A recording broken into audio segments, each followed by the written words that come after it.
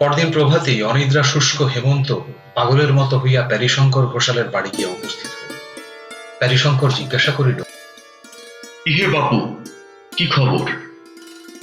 তুমি আমাদের জাতি নষ্ট করিয়াছ, সর্বনাশ করিয়াছ। তোমাকে ইহার শাস্তি ভোগ করিতে হইবে। আর তোমরা আমার জাতি রক্ষা করিয়াছ, আমার সমাজ রক্ষা করিয়াছ, আমার পিঠে হাত বুলাইয়া দিয়েছ। আমার প্রতি তোমাদের বড় যত্ন, বড় ভালোবাসা।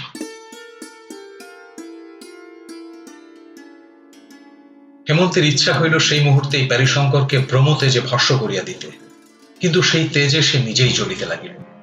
প্যারীশঙ্কর দিব্য সুস্থ নিরাময় ভাবে বসিয়া রহিল। হেমন্ত ভগ্ন কণ্ঠে বলিল, আমি তোমার কি করিয়াছি?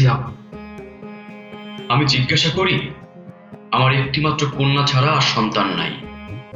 আমার সেই কন্যা তোমার বাপের কাছে কি অপরাধ করিয়াছিল? তুমি তখন ছোট ছিলে, তুমি হয়তো জানো না। ঘটনাটা তবে মন দিয়ে শোনো। ব্যস্ত হইও না বাবু, ইহার মধ্যে অনেক কৌতুক আছে।